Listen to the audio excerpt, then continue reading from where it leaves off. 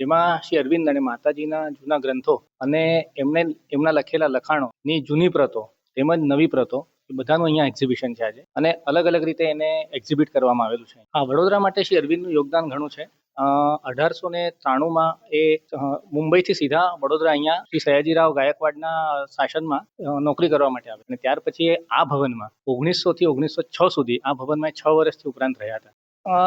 શ્રી અરવિંદ અહીંયા vice principal પણ હતા, અંગ્રેજીના પ્રાધ્યાપક પણ હતા.